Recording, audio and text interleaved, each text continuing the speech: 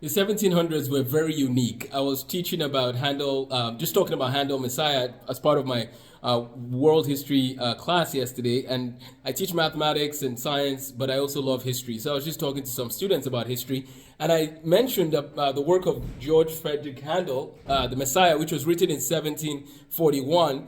But one of the things I noticed that is interesting is that Handel lived during a time where Isaac Newton and Leonard Euler were actually alive for part of that time, right? So it's like some of the greatest composers and mathematicians all lived during this same time period. So let's just do a quick recap.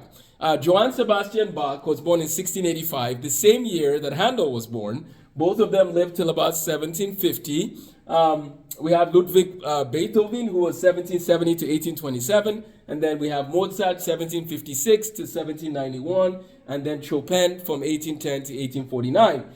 You notice a trend here, a lot of 16, 17, 1800s, right? Then we come over here to mathematicians and physicists. Isaac Newton, 1642 to 1727. 1642 is the year Galileo died, by the way. And then Leonard Euler, 1707 to 1783. And then Carl Friedrich Gauss, 1777 to 1855. What's interesting is that these three are regarded like as the greatest. Some of the, many surveys will put this as the greatest mathematicians.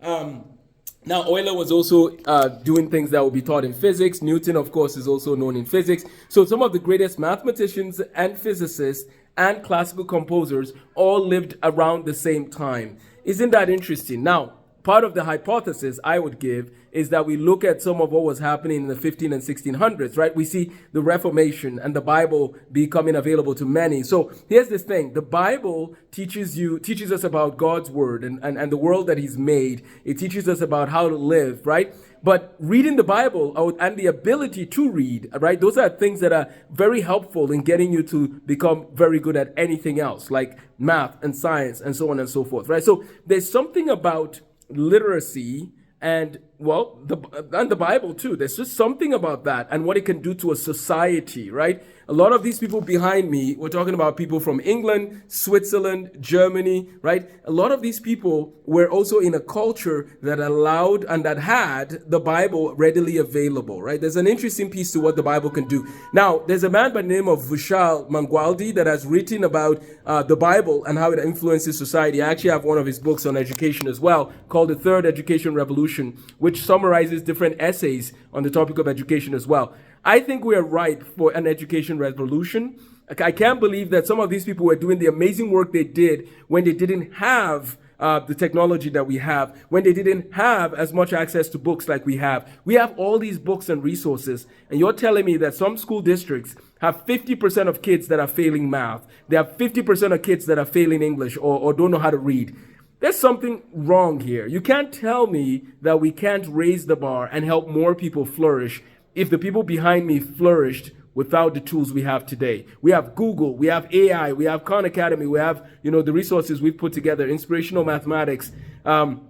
We can do better as a society, and we can be inspired by these people to inspire students to care. Part of it goes down to a desire to learn and a desire to care about their futures, to care about how to learn what matters, and giving them a vision for life. Some of the people behind me were working hard in their teen years, knowing where they were going in life. I was listening to the founder of NVIDIA briefly today, and it's interesting how someone asked him at the age of 14, did you know what you wanted to do with your life? And he said he had an analytical mind, and he liked to tinker with things, and he liked math. So he had some of the tools figured out. He knew what he wanted to do. He knew some of the tools he had, so it was going to influence the things he could do in the future. Why don't we help kids, teenagers, to sit down and say, what's in your toolkit? Now, there's a variety of fields they could use those tools in, but we can start somewhere and say, what is in your toolkit, right? And then go from there to help them make some decisions about the future. Keeping in mind that, yes, people pivot later in life or change careers, but they have to start somewhere now, right?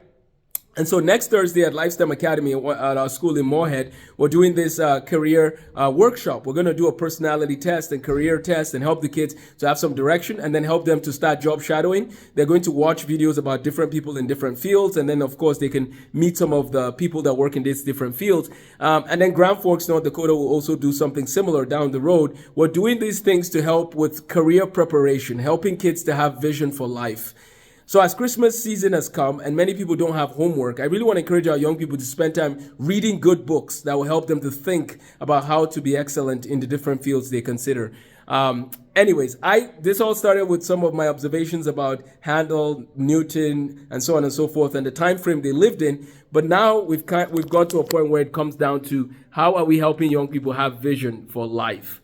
That's part of what we do at Lightstem Academy. That's our heart cry. We want them to be who God made them to be. We want them to spend time praying and seeking counsel for what they should do with the lives that they've been blessed with. Because every one of them have lives that matter. God made them for a purpose. And so we want to help them flourish in that. Thanks for watching.